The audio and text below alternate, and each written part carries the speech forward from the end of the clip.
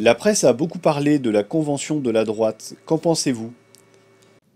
Ah, ça, c'est pour le coup, effectivement, ils ont eu une couverture médiatique assez extraordinaire.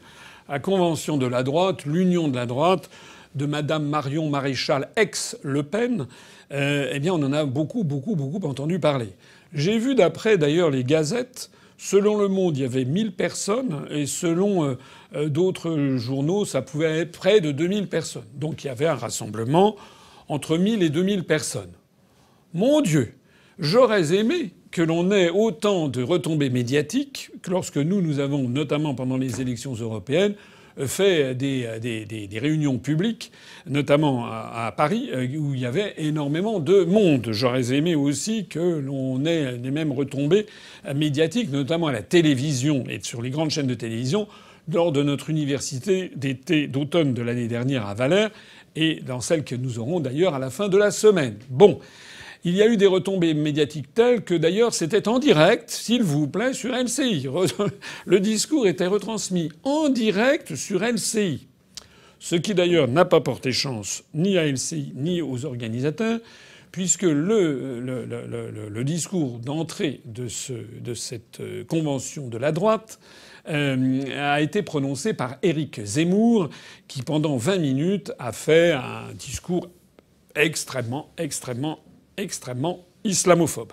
D'ailleurs, tombant sous le coup de la loi, je crois qu'il y a eu plus de 400 signalements qui ont été faits, et je crois que le parquet vient d'ouvrir une enquête pour voir si Éric Zemmour, qui a d'ailleurs déjà été condamné définitivement récemment pour incitation à la haine, je crois que c'est monté jusqu'en cassation, eh bien pour voir s'il va de nouveau être condamné sur cette affaire. En réalité, la convention de la droite, c'était pas du tout la convention de la droite. Parce que Madame Marion Maréchal, ex-Le Pen, qui, paraît-il, alors tout le monde bruisse du fait que c'est une femme tout à fait extraordinaire, et qui, paraît-il, c'est la sauveuse de la France. Et paraît-il que Jacques Attali a dit qu'après Macron, ça serait une femme. Donc il y a beaucoup de gens qui disent alors ça va sans doute être elle. Bon, eh bien Madame Marion Maréchal, ex-Le Pen, n'est parvenue à faire réunir finalement pas grand monde. Le Rassemblement national de sa tantine, Madame Le Pen, Madame Marine Le Pen, qui d'ailleurs je crois s'appelle Marion, il me semble, Le Pen, eh bien le Rassemblement national n'était pas présent, sauf un des chevaux légers du Front national, du Rassemblement national qui était présent sur place et qui a adhéré aux Républicains. Le parti des Républicains n'était pas davantage présent. Ils avaient tous refusé en tant que parti politique de se joindre à cette convention, à cette union de la droite. Donc si vous n'avez une union de la droite, si vous n'avez pas ni le Rassemblement national, ni les Républicains, ni DLF, je ne sais pas très bien qui est-ce qui rassemble. J'ajoute que il y avait des personnalités qui avaient donné leur accord pour venir. Aurélien Taché, le député de En Marche, qui avait été convié, qui s'était rendu célèbre quelques mois avant les élections européennes en disant que le programme de En Marche était de céder tout ce qui restait de souveraineté nationale à l'Union européenne.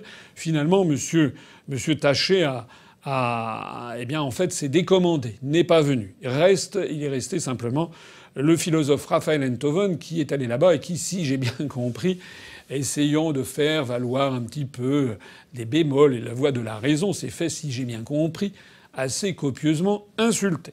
Enfin, voilà ce qu'il en est arrivé de cette convention. Le résultat, c'est qu'il va y avoir...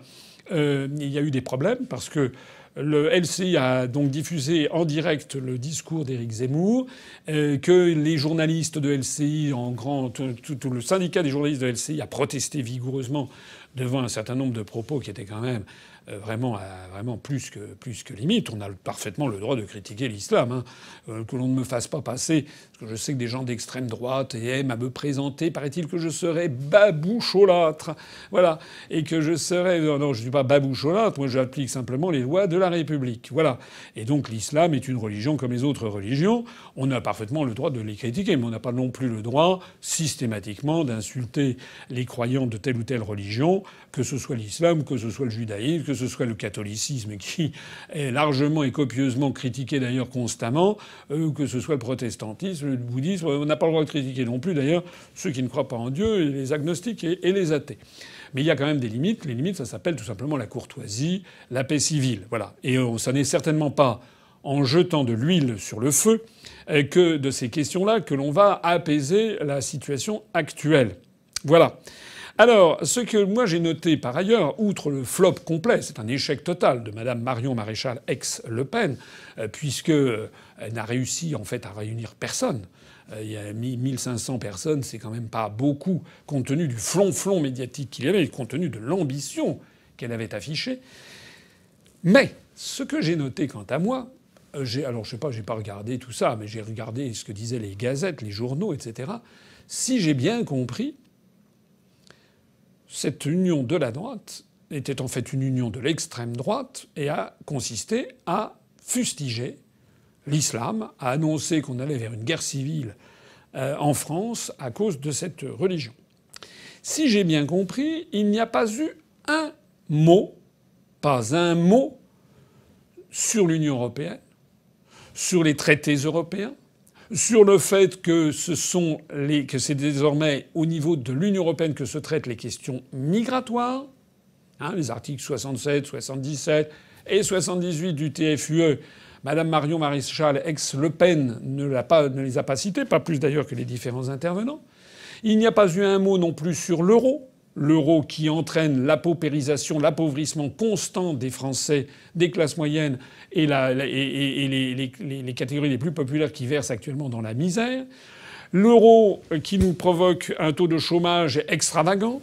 C'est-à-dire tous ces facteurs, l'appauvrissement, le chômage, la perte des repères notamment de ce qu'est la France, etc., qui sont, à mon avis, des raisons absolument fondamentales dans ce mal de vivre que connaissent les Français. Ce que demandent, et j'en connais beaucoup de nos compatriotes musulmans, c'est tout simplement de vivre une vie normale de Français qui se sont intégrés, ils sont en train de s'assimiler pour la grande majorité d'entre eux. Pas tous, qu'on me dise, je vois aussitôt des gens qui vont s'exprimer en disant oh là là, il faudrait qu'ils sortent de chez lui. Je fais que ça, sortir de chez moi, figurez-vous. Je passe mon temps à sortir de chez moi et d'ailleurs sans jamais être accompagné par un garde du corps, et je suis toujours extrêmement bien accueilli. Je vais partout, y compris dans les quartiers, parce que de plus en plus de Français me connaissent, écoutent mes analyses et se rendent compte que nous, à l'UPR, on ne stigmatise jamais personne pour son appartenance à une religion. Nous, on n'est pas là à taper sur les cathos, sur les juifs, sur les musulmans, etc. On n'est pas là à stigmatiser des gens en fonction de leur orientation sexuelle. On n'est pas là à stigmatiser des gens en fonction de leur opinion politique. On est là simplement pour expliquer aux Français que si la situation en France va mal, c'est pour des raisons d'abord et avant tout géopolitiques, macroéconomiques et monétaires qui expliquent la situation. Que l'on sorte de l'Union européenne et de l'euro, que d'un seul coup, on voit réapparaître une fierté naturelle dans notre propre pays. Que la France ne soit plus le larbin des États-Unis, ne crée plus des guerres illégales au Moyen-Orient, en Afrique du Nord. Que la France devienne le porte-parole de la liberté des peuples et des nations. Que la France combatte le deux poids deux mesures en matière de politique internationale. Que la France renoue avec sa tradition d'État qui assure la justice sociale entre les Français. Que la France reprenne par exemple, tout ce qui a été démoli du droit du travail, le remette en place. Que la France restaure les services publics à la française. À ce moment-là, la France, vous le verrez, d'un seul coup, beaucoup de Français, des Français depuis 30 ou 40 générations comme moi, comme des Français depuis une génération ou depuis 0 génération, vous verrez que beaucoup de Français se reconnaîtront dans ce projet d'un État-nation rajeuni pour le XXIe siècle, un État-nation qui coopère avec l'ensemble des pays du monde et qui est fier de lui-même et fier de son identité nationale. Voilà. Or ça, ce discours-là, ce discours rassembleur, raisonnable, ce discours œcuménique, irénique, si l'on peut, certains diront peut-être, ce discours de paix est le seul qu'un homme d'État doit tenir dans la France d'aujourd'hui. La France d'aujourd'hui et de demain passe par la sortie de l'Union européenne et de l'euro. Elle ne passe pas par une stigmatisation de telle ou telle partie de la population avec des gens qui passent leur temps à jeter de l'huile sur le feu. Ce sont des criminels en puissance.